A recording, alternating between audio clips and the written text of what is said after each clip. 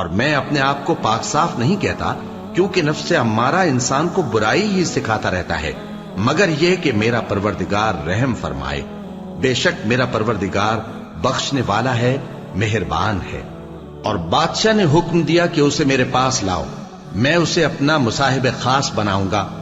پھر جب ان سے گفتگو کی تو کہا کہ آج سے تم ہمارے ہاں صاحب منزلت ہو اور صاحب اعتبار ہو۔ یوسف نے کہا مجھے زرعی پیداوار پر مقرر کر دیجئے، کیونکہ میں حفاظت بھی کر سکتا ہوں اور اس کام سے واقف بھی ہوں۔ اس طرح ہم نے یوسف کو ملک مصر میں جگہ دی اور وہ اس ملک میں جہاں چاہتے تھے رہتے تھے۔ ہم اپنی رحمت جس پر چاہتے ہیں کرتے ہیں اور نیکوکاروں کے اجر کو ضائع نہیں کرتے، اور جو لوگ ایمان لائے اور ڈرتے رہے ان کے لیے آخرت کا اجر بہت بہتر ہے۔ اور یوسف کے بھائی کنعان سے مصر میں غلہ خریدنے کے لیے آئے تو یوسف کے پاس گئے، تو یوسف نے ان کو پہچان لیا اور وہ ان کو نہ پہچان سکے۔ اور جب یوسف نے ان کے لیے ان کا سامان تیار کر دیا تو کہا کہ پھر آنا تو جو باپ کی طرف سے تمہارا ایک اور بھائی ہے اسے بھی میرے پاس لیتے آنا۔ کیا تم نہیں دیکھتے کہ میں ناب بھی پوری پوری دیتا ہوں اور مہمانداری بھی خوب کرتا ہوں؟ اب اگر تم اسے میرے پاس نہ لاؤ گے تو نہ تمہیں میرے ہاں سے غلہ ملے گا اور نہ تم میرے پاس ہی آ سکو گے۔ انہوں نے کہا کہ ہم اس کے بارے میں اس کے والد کو پھسلائیں گے اور ہم یہ کام کر کے رہیں گے۔ اور یوسف نے اپنے خدام سے کہا کہ ان کا سرمایہ یعنی غلے کی قیمت ان کے سامان میں رکھ دو۔ عجب نہیں کہ جب یہ اپنے اہل و عیال میں جائیں تو اسے پہچان لیں، اور عجب نہیں کہ یہ پھر یہاں آئے۔ بس جب وہ اپنے والد کے پاس واپس گئے تو کہنے لگے کہ ابا ہمارے لیے غلے کی بندش کر دی گئی ہے، تو ہمارے ساتھ ہمارے بھائی کو بھیج دیجئے تاکہ ہم پھر غلہ لائیں اور ہم اس کے نگہبان ہیں۔ یعقوب نے کہا کہ میں اس کے بارے میں تمہارا اعتبار نہیں کرتا، مگر ویسا ہی جیسا پہلے اس کے بھائی کے بارے میں کیا تھا، سو اللہ ہی بہتر نگہبان ہے اور وہ سب سے زیادہ رحم کرنے والا ہے۔ اور جب انہوں نے اپنا اسباب کھولا تو دیکھا کہ ان کا سرمایہ واپس کر دیا گیا ہے۔ کہنے لگے ابا ہمیں اور کیا چاہیے؟ دیکھیے یہ ہماری پونجی بھی ہمیں واپس کر دی گئی ہے، اور ہم اپنے اہل و عیال کے لیے پھر غلہ لائیں گے اور اپنے بھائی کی نگہبانی کریں گے، اور ایک بار شتر زیادہ لائیں گے کہ یہ غلہ جو ہم لائے ہیں تھوڑا ہے۔ یعقوب نے کہا کہ جب تک تم اللہ کا عہد نہ دو کہ اس کو میرے پاس صحیح و سالم لے آؤ گے، میں اسے ہرگز تمہارے ساتھ نہیں بھیجنے کا، مگر یہ کہ تم گھیر لیے جاؤ یعنی بے بس ہو جاؤ تو مجبوری ہے۔ پس جب انہوں نے والد کو اپنا قول دیا تو یعقوب نے کہا کہ جو قول و قرار ہم کر رہے ہیں اس کا اللہ ضامن ہے، اور فرمایا کہ اے میرے بیٹو ایک ہی دروازے سے داخل نہ ہونا بلکہ جدا جدا دروازوں سے داخل ہونا، اور میں اللہ کی تقدیر کو تو تم سے روک نہیں سکتا۔ بے شک حکم اللہ ہی کا ہے، میں اسی پر بھروسہ رکھتا ہوں، اور اہل توکل کو اسی پر بھروسہ رکھنا چاہیے۔ اور جب وہ ان مقامات سے داخل ہوئے جہاں جہاں سے داخل ہونے کے لیے ان کے والد نے ان سے کہا تھا، تو وہ تدبیر اللہ کے حکم کو ذرا بھی ٹال نہیں سکتی تھی۔ ہاں وہ یعقوب کے دل کی خواہش تھی جو انہوں نے پوری کی تھی، اور بے شک وہ صاحب علم تھے، کیونکہ ہم نے ان کو علم سکھایا تھا، لیکن اکثر لوگ نہیں جانتے۔ اور جب وہ لوگ یوسف کے پاس پہنچے تو یوسف نے اپنے حقیقی بھائی کو اپنے پاس جگہ دی اور کہا کہ میں تمہارا بھائی ہوں، تو جو سلوک یہ ہمارے ساتھ کرتے رہے ہیں اس پر افسوس نہ کرنا۔ پھر جب ان کا اسباب تیار کر دیا تو اپنے بھائی کے تھیلے میں آپ خورا رکھ دیا۔ پھر جب وہ آبادی سے باہر نکل گئے تو ایک پکارنے والے نے آواز دی کہ قافلے والو تم تو چور ہو۔ وہ ان کی طرف متوجہ ہو کر کہنے لگے کہ تمہاری کیا چیز کھوئی گئی ہے؟ وہ بولے کہ بادشاہ کا کٹورا کھویا گیا ہے، اور جو شخص اس کو لے کے آئے اس کے لیے ایک بار شتر انعام، اور میں اس کا ضامن ہوں۔ وہ کہنے لگے کہ اللہ کی قسم تم کو معلوم ہے کہ ہم اس ملک میں اس لیے نہیں آئے کہ خرابی کریں اور نہ ہم چوری کیا کرتے ہیں۔ وہ بولے کہ اگر تم جھوٹے نکلے یعنی چوری ثابت ہوئی تو اس کی سزا کیا؟ انہوں نے کہا کہ اس کی سزا یہ کہ جس کے تھیلے میں وہ دستیاب ہو وہی اس کا بدل قرار دیا جائے، ہم ظالموں کو یہی سزا دیا کرتی ہیں۔ پھر یوسف نے اپنے بھائی کے تھیلے سے پہلے ان کے تھیلوں کو دیکھنا شروع کیا، پھر اپنے بھائی کے تھیلے میں سے اس کو نکال لیا۔ اس طرح ہم نے یوسف کے لیے تدبیر کی، ورنہ بادشاہ کے قانون کے مطابق وہ اپنے بھائی کو لے نہیں سکتے تھے مگر یہ کہ اللہ چاہے ہم جس کے چاہتے ہیں درجے بلند کرتے ہیں، اور ہر علم والے سے بڑھ کر ایک بڑا علم والا ہے۔ برادران یوسف نے کہا کہ اگر اس نے چوری کی ہو تو کچھ عجب نہیں کہ اس کے ایک بھائی نے بھی پہلے چوری کی تھی، مگر یوسف نے اس بات کو اپنے دل میں مخفی رکھا اور ان پر ظاہر نہ ہونے دیا، یعنی زیر لب کہا کہ تم بڑے برے ہو اور جو تم بیان کرتے ہو اللہ اسے خوب جانتا ہے۔ وہ کہنے لگے کہ اے عزیز، اس کے والد بہت بوڑھے ہیں اور اس سے بہت محبت رکھتے ہیں، تو اس کو چھوڑ دیجئے اور اس کی جگہ ہم میں سے کسی کو رکھ لیجئے، ہم دیکھتے ہیں کہ آپ احسان کرنے والے ہیں۔ یوسف نے کہا کہ اللہ پناہ میں رکھے کہ جس شخص کے پاس ہم نے اپنی چیز پائی ہے اس کے سوا کسی اور کو پکڑ لیں، ایسا کریں تو ہم بڑے بے انصاف ہیں۔ آخر جب وہ اس سے نا امید ہو گئے تو الگ ہو کر صلاح کرنے لگے۔ سب سے بڑے نے کہا، کیا تم نہیں جانتے کہ تمہارے والد نے تم سے اللہ کا عہد لیا ہے اور اس سے پہلے بھی تم یوسف کے بارے میں قصور کر چکے ہو؟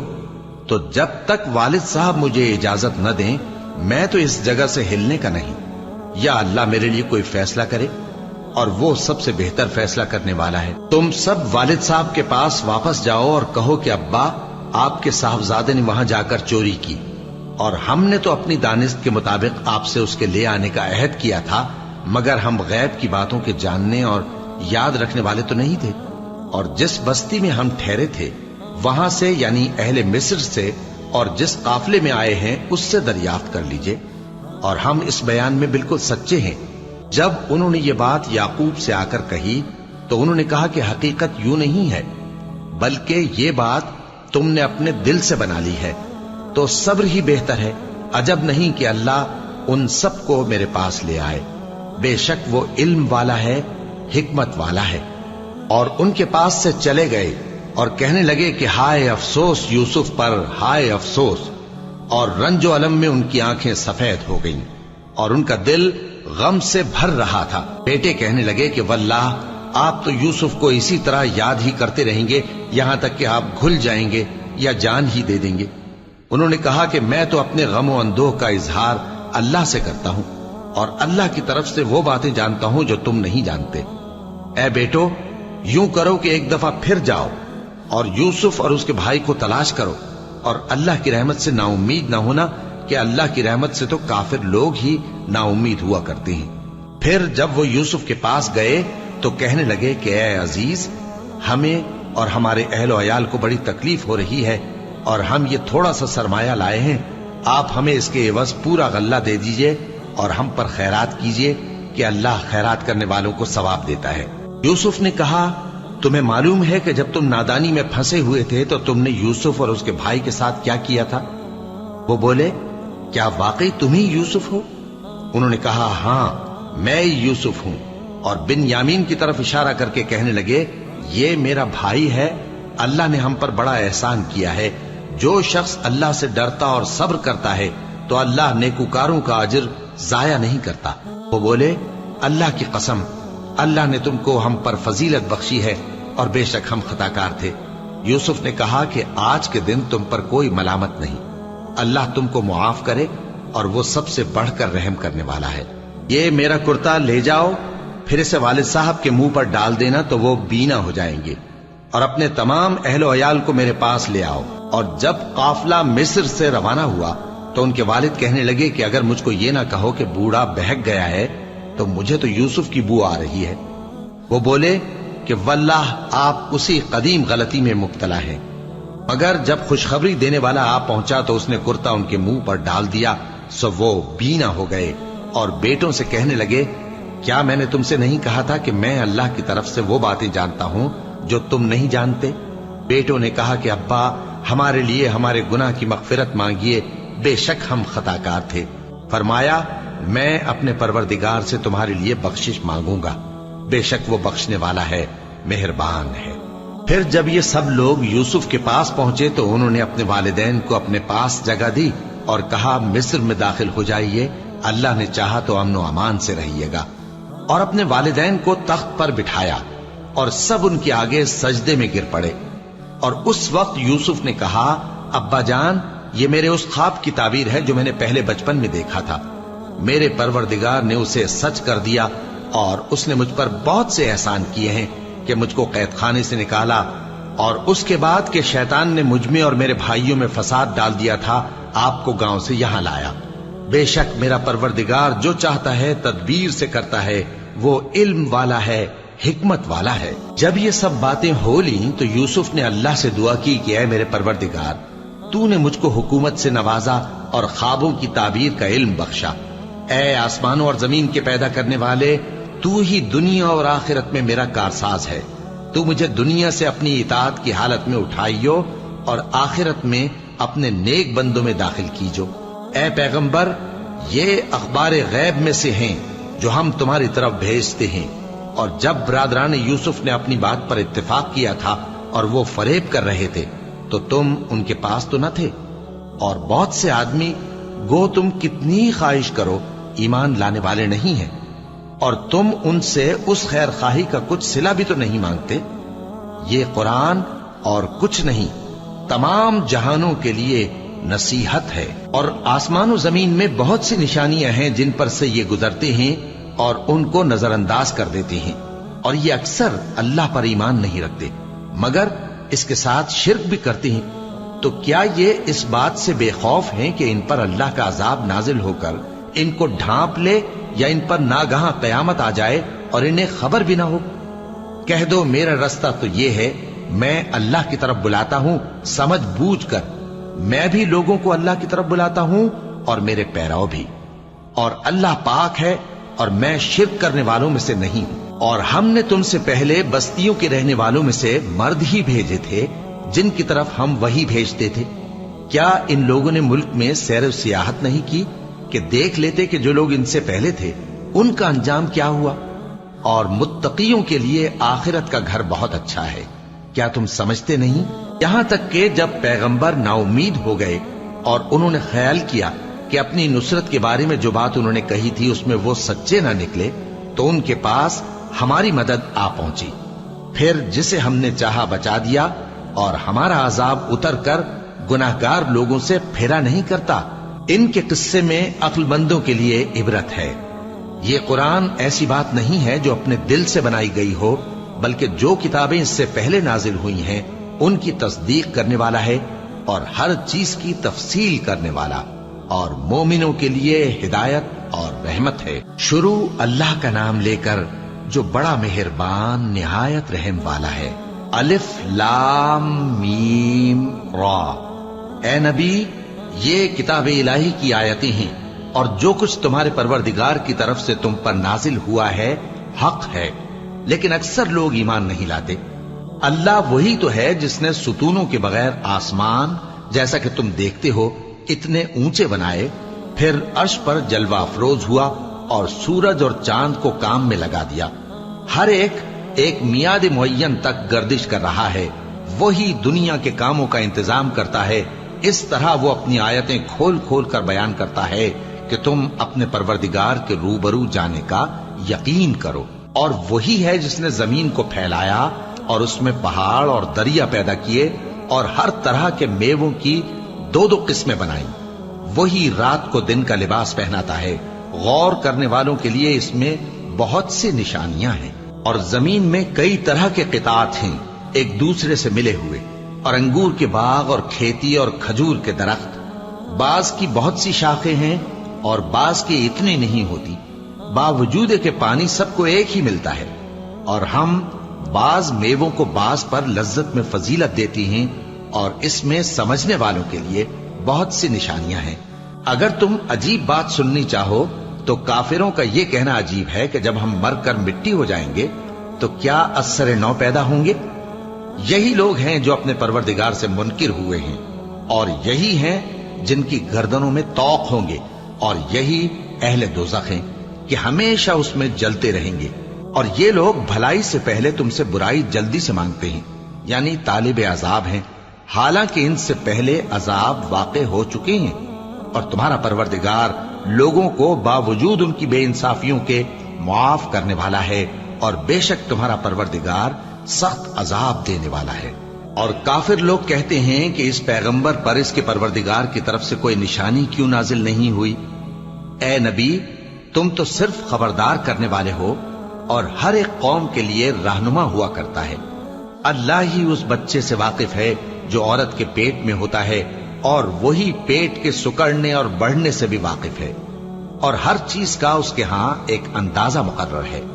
وہ چھپی اور ظاہر چیزوں کا جاننے والا ہے، سب سے بزرگ ہے، عالی رتبہ ہے۔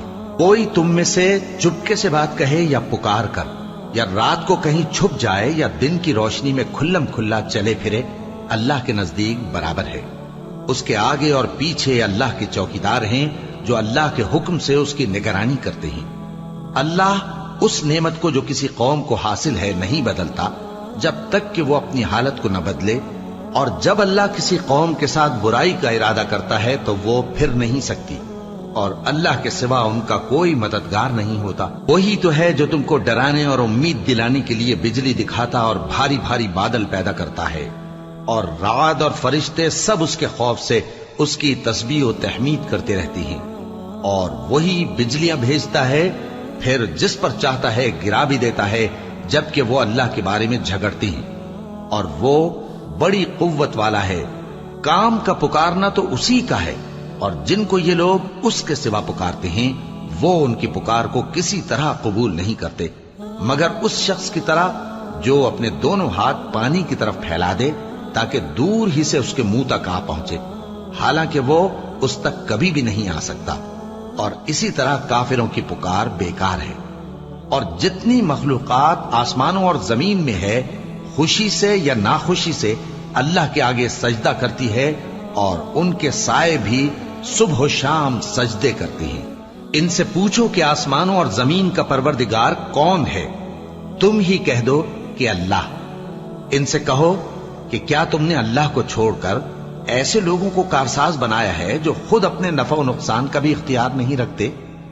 کہو کیا اندھا اور آنکھوں والا برابر ہیں، یا اندھیرا اور اجالا برابر ہو سکتا ہے؟ بھلا ان لوگوں نے جن کو اللہ کا شریک مقرر کیا ہے، کیا انہوں نے اللہ کسی مخلوقات پیدا کی ہے جس کے سبب ان کے لیے مخلوقات مشتبہ ہو گئی ہے؟ کہہ دو کہ اللہ ہی ہر چیز کا پیدا کرنے والا ہے، اور وہ یکتا ہے، بڑا زبردست ہے۔ اسی نے آسمان سے مے برسایا، پھر اس سے اپنے اپنے اندازے کے مطابق نالے بہ نکلے، پھر پانی پر پھولا ہوا جھاگ آ گیا۔ اور جس چیز کو زیور یا کوئی اور سامان بنانے کے لیے آگ میں تپاتے ہیں اس میں بھی ایسا ہی جھاگ ہوتا ہے۔ اس طرح اللہ حق و باطل کی مثال بیان فرماتا ہے۔ سو جھاگ تو سوکھ کر زائل ہو جاتا ہے، اور پانی جو لوگوں کو فائدہ پہنچاتا ہے وہ زمین میں ٹھہرا رہتا ہے۔ اس طرح اللہ صحیح اور غلط کی مثالیں بیان فرماتا ہے تاکہ تم سمجھو۔ جن لوگوں نے اللہ کے حکم کو قبول کیا ان کی حالت بہت بہتر ہوگی، اور جنہوں نے اس کو قبول نہ کیا، اگر روئے زمین کے سب خزانے ان کے اختیار میں ہوں تو وہ سب کے سب اور ان کے ساتھ اتنے ہی اور نجات کے بدلے میں صرف کر ڈالیں، مگر نجات کہاں؟ ایسے لوگوں کا حساب بھی برا ہوگا، اور ان کا ٹھکانہ بھی دوزخ ہے، اور وہ بری جگہ ہے۔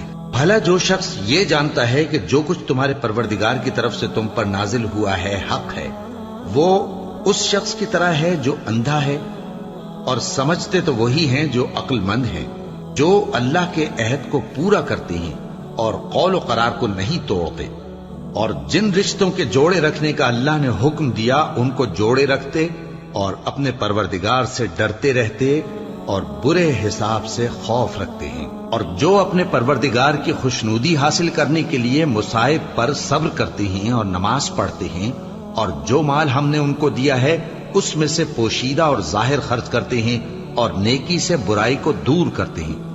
یہی لوگ ہیں جن کے لیے عاقبت کا گھر ہے، یعنی ہمیشہ رہنے کے باغات جن میں وہ داخل ہوں گے، اور ان کے باپ دادوں اور بیویوں اور اولاد میں سے جو نیکوکار ہوں گے وہ بھی بہشت میں جائیں گے، اور فرشتے بہشت کے ہر ایک دروازے سے ان کے پاس آئیں گے اور کہیں گے تم پر سلام ہو، یہ تمہاری ثابت قدمی کا بدلہ ہے، اور عاقبت کا گھر خوب گھر ہے۔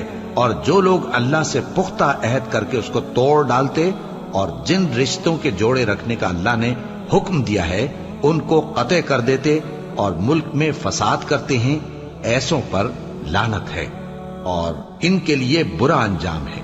اللہ جس کا چاہتا ہے رزق فراخ کر دیتا ہے اور جس کا چاہتا ہے تنگ کر دیتا ہے۔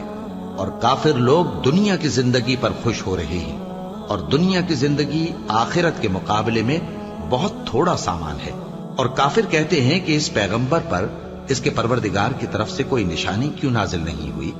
کہہ دو کہ اللہ جسے چاہتا ہے گمراہ کرتا ہے، اور جو اس کی طرف رجوع ہوتا ہے اس کو اپنی طرف کا رستہ دکھاتا ہے، یعنی ان کو جو ایمان لاتے اور جن کے دل اللہ کی یاد سے آرام پاتے ہیں ان کو۔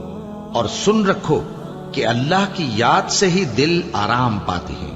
جو لوگ ایمان لائے اور عمل نیک کیے ان کے لیے خوشحالی اور عمدہ ٹھکانہ ہے۔ جس طرح ہم پہلے پیغمبر بھیجتے رہے ہیں اسی طرح اے نبی ہم نے تم کو اس امت میں جس سے پہلے بہت سی امتیں گزر چکی ہیں بھیجا ہے، تاکہ تم ان کو وہ کتاب جو ہم نے تمہاری طرف بھیجی ہے پڑھ کر سنا دو۔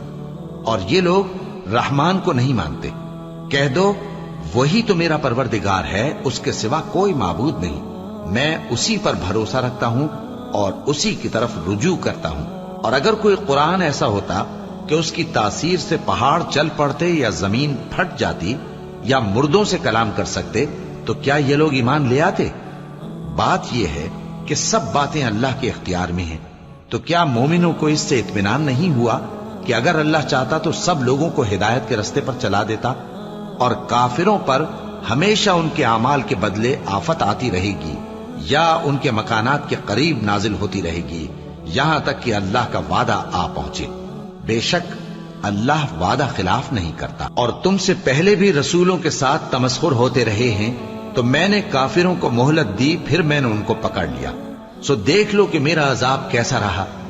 تو کیا وہ جو ہر شخص کے اعمال کا نگراں و نگہبان ہے وہ بتوں کی طرح بے علم و بے خبر ہو سکتا ہے؟ اور ان لوگوں نے اللہ کے شریک مقرر کر رکھے ہیں۔ ان سے کہو کہ ذرا ان کے نام تو لو۔ کیا تم اسے ایسی چیزیں بتاتے ہو جو روئے زمین پر ہیں اور اسے معلوم نہیں؟ یا تم لوگ محض سطحی بات کی تقلید کرتے ہو؟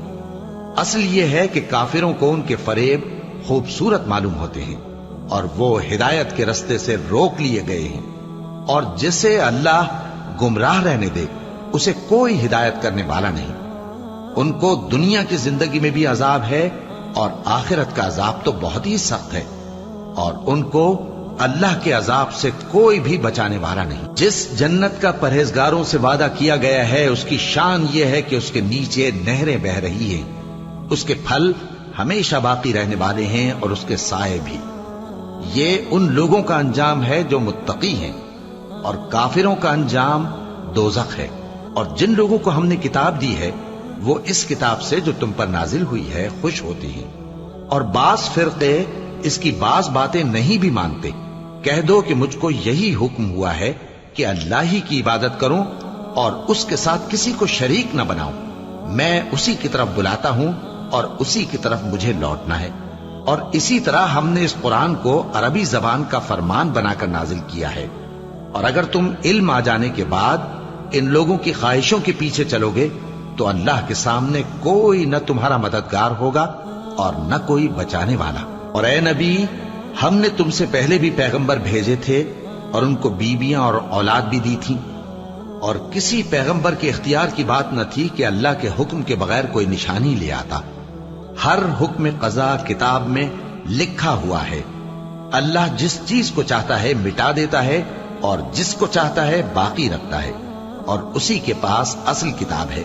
اور اگر ہم کوئی عذاب جس کا ان لوگوں سے وعدہ کرتے ہیں تمہیں دکھائیں، یعنی تمہارے روبرو ان پر نازل کریں، یا تمہاری مدت حیات پوری کر دیں، یعنی تمہارے انتقال کے بعد عذاب بھیجیں، تو تمہارا کام ہمارے احکام کا پہنچا دینا ہے اور ہمارا کام حساب لینا ہے۔ کیا انہوں نے نہیں دیکھا کہ ہم زمین کو اس کے کناروں سے گھٹاتے چلے آ رہے ہیں؟ اور اللہ جیسا چاہتا ہے حکم کرتا ہے، کوئی اس کے حکم کا رد کرنے والا نہیں، اور وہ جلد حساب لینے والا ہے۔ جو لوگ ان سے پہلے تھے وہ بھی بہتیری تدبیریں کرتے رہے ہیں، سو تدبیر تو سب اللہ ہی کی ہوتی ہے۔ ہر شخص جو کچھ کر رہا ہے اللہ اسے جانتا ہے، اور کافر جلد معلوم کر لیں گے کہ آخرت میں اچھا انجام کس کے لیے ہوتا ہے۔ اور کافر لوگ کہتے ہیں کہ تم پیغمبر نہیں ہو۔ کہہ دو کہ میرے اور تمہارے درمیان اللہ اور وہ شخص جس کے پاس کتاب آسمانی کا علم ہے بطور گواہ کافی ہے۔ شروع اللہ کا نام لے کر جو بڑا مہربان نہایت رحم والا ہے۔ الف لام را، یہ ایک پر نور کتاب ہے، اس کو ہم نے تم پر اس لیے نازل کیا ہے کہ تم لوگوں کو اندھیروں سے نکال کر روشنی کی طرف لے جاؤ، یعنی ان کے پروردگار کے حکم سے عزت والے خوبیوں والے مالک کے راستے کی طرف، یعنی اس اللہ کے راستے کی طرف کہ جو کچھ آسمانوں اور زمین میں ہے سب اسی کا ہے، اور ان کافروں کے لیے عذاب شدید کی وجہ سے تباہی اور بربادی مقدر ہے، جو آخرت کے مقابلے میں دنیاوی زندگی کو پسند کرتے اور لوگوں کو اللہ کے راستے سے روکتے اور اس میں کجی چاہتے ہیں۔ یہ لوگ بڑے دور کی گمراہی میں ہیں، اور ہم نے کوئی پیغمبر نہیں بھیجا مگر وہ اپنی قوم کی زبان بولتا تھا تاکہ انہیں احکام الہی کھول کھول کر بتا دے۔ پھر اللہ جسے چاہتا ہے گمراہ رہنے دیتا ہے اور جسے چاہتا ہے ہدایت دیتا ہے، اور وہ غالب ہے، حکمت والا ہے۔ اور ہم نے موسیٰ کو اپنی نشانیاں دے کر بھیجا کہ اپنی قوم کو تاریکیوں سے نکال کر روشنی میں لے جاؤ اور ان کو اللہ کے دن یاد دلاؤ، اور اس میں ان لوگوں کے لیے جو صابر و شاکر ہیں نشانیاں ہیں۔ اور جب موسیٰ نے اپنی قوم سے کہا کہ اللہ نے جو تم پر مہربانیاں کی ہیں ان کو یاد کرو، جبکہ اس نے تم کو فرعون کی قوم سے رہائی بخشی، وہ لوگ تمہیں برے برے عذاب دیتے تھے اور تمہارے بیٹوں کو مار ڈالتے تھے اور تمہاری لڑکیوں کو زندہ رہنے دیتے تھے، اور اس میں تمہارے پروردگار کی طرف سے بڑی آزمائش تھی۔ اور جب تمہارے پروردگار نے تم کو آگاہ کیا کہ اگر شکر کرو گے تو میں تمہیں زیادہ دوں گا، اور اگر ناشکری کرو گے تو یاد رکھو کہ میرا عذاب بھی سخت ہے۔ اور موسیٰ نے صاف صاف کہہ دیا کہ اگر تم اور جتنے اور لوگ زمین میں ہیں سب کے سب ناشکری کرو تو بھی اللہ بے نیاز ہے، قابل تعریف ہے۔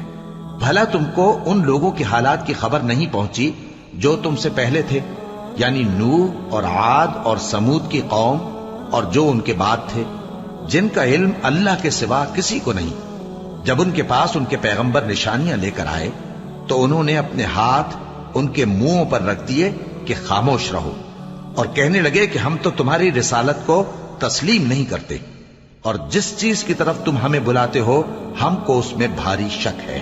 ان کے پیغمبروں نے کہا، کیا تم کو اللہ کے بارے میں شک ہے جو آسمانوں اور زمین کا پیدا کرنے والا ہے؟ وہ تمہیں اس لیے بلاتا ہے کہ تمہارے گناہ بخشے اور ایک مدت مقرر تک تم کو مہلت دے۔ وہ بولے کہ تم تو ہمارے ہی جیسے آدمی ہو، تمہارا یہ منشا ہے کہ جن چیزوں کو ہمارے بڑے پوجتے رہے ہیں ان کے پوجنے سے تم ہمیں روک دو، تو اچھا کوئی کھلی دلیل لاؤ، یعنی معجزہ دکھاؤ۔ پیغمبروں نے ان سے کہا کہ ہاں ہم تمہارے ہی جیسے آدمی ہیں، لیکن اللہ اپنے بندوں میں سے جس پر چاہتا ہے نبوت کا احسان کرتا ہے، اور ہمارے اختیار کی بات نہیں کہ ہم اللہ کے حکم کے بغیر تم کو تمہاری فرمائش کے مطابق معجزہ دکھائیں، اور اللہ ہی پر مومنوں کو تو بھروسہ رکھنا چاہیے۔ اور ہم کیوں اللہ پر بھروسہ نہ رکھیں حالانکہ اس نے ہم کو ہمارے دین کے سیدھے رستے بتائے ہیں، اور جو تکلیفیں تم ہم کو دیتے ہو اس پر ہم صبر کریں گے، اور اہل توکل کو تو اللہ ہی پر بھروسہ رکھنا چاہیے۔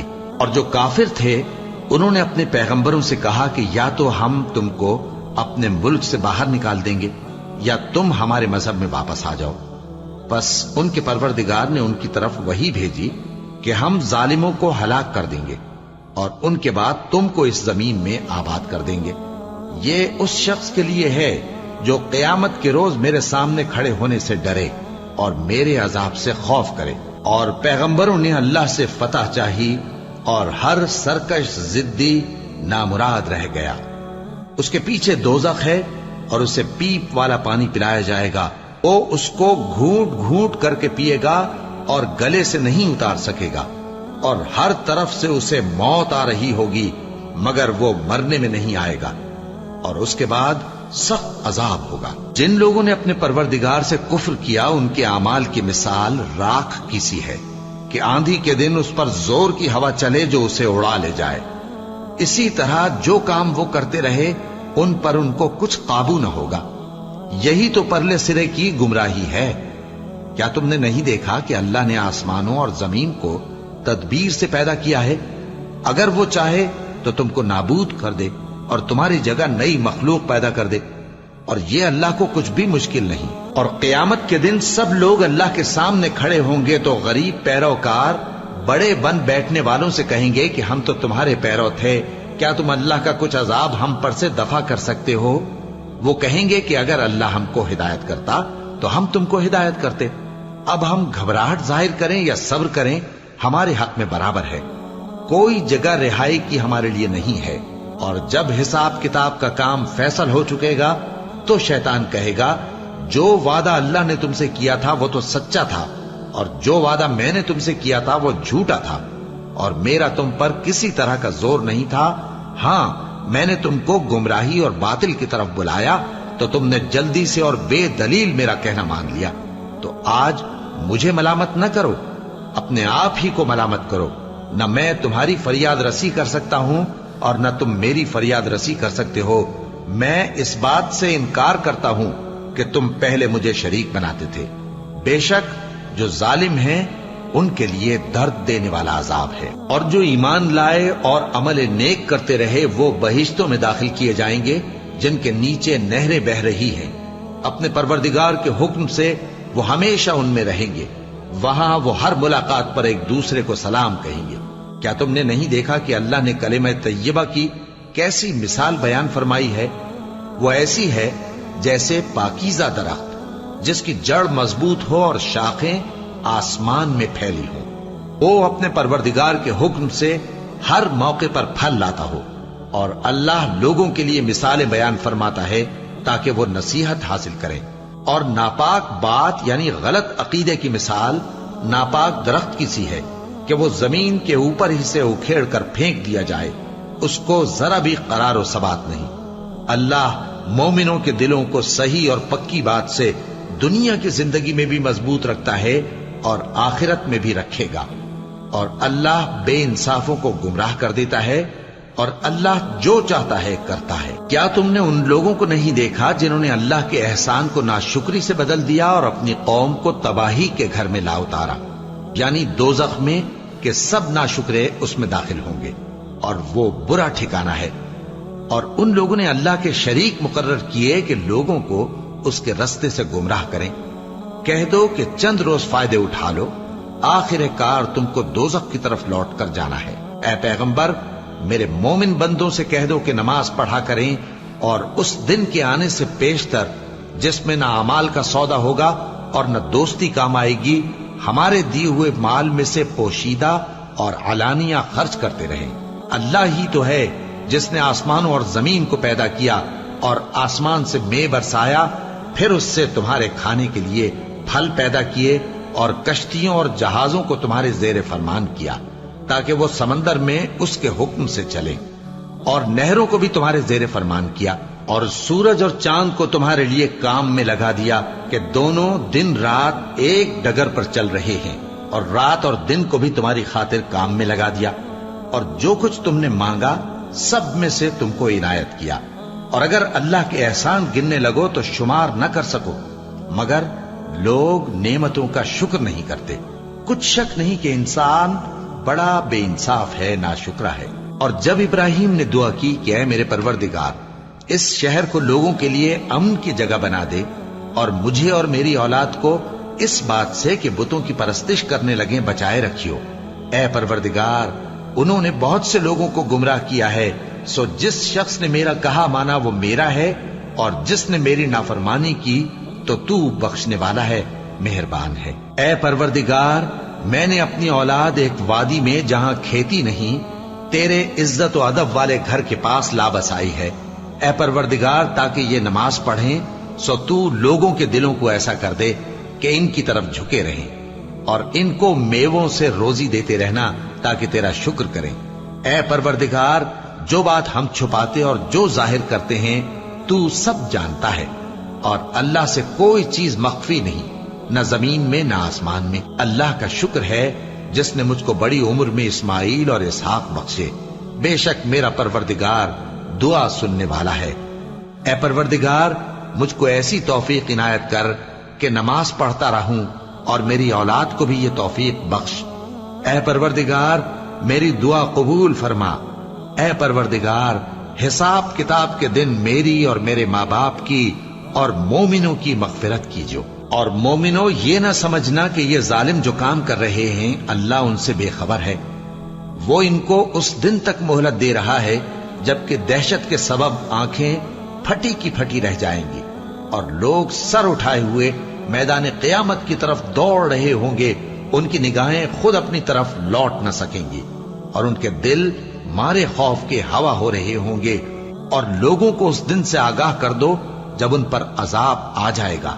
تب ظالم لوگ کہیں گے کہ اے ہمارے پروردگار، ہمیں تھوڑی سی مہلت عطا کر تاکہ ہم تیری دعوت توحید قبول کریں اور تیرے پیغمبروں کے پیچھے چلیں۔ تو جواب ملے گا، کیا تم پہلے قسمیں نہیں کھایا کرتے تھے کہ تم کو اس حال سے جس میں تم ہو زوال نہیں ہوگا؟ اور جو لوگ اپنے آپ پر ظلم کرتے تھے تم ان کے مکانوں میں رہتے تھے، اور تم پر ظاہر ہو چکا تھا کہ ہم نے ان لوگوں کے ساتھ کس طرح کا معاملہ کیا تھا، اور تمہارے سمجھانے کے لیے مثالیں بیان کر دی تھی۔ اور انہوں نے بڑی بڑی تدبیریں کی اور ان کی سب تدبیریں اللہ کے ہاں لکھی ہوئی ہیں۔ گو وہ تدبیریں ایسی غضب کی تھیں کہ ان سے پہاڑ بھی ٹل جائیں۔ تو ایسا خیال نہ کرنا کہ اللہ نے جو اپنے پیغمبروں سے وعدہ کیا ہے وہ اس کے خلاف کرے گا۔ بے شک اللہ زبردست ہے، بدلہ لینے والا ہے۔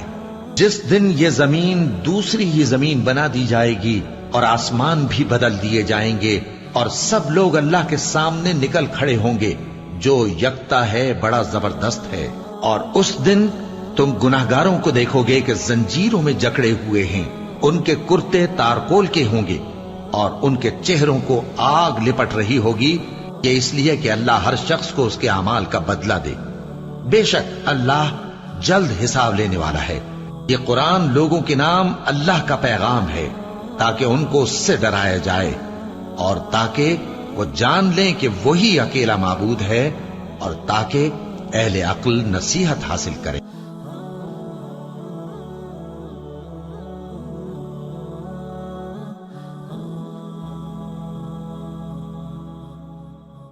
آ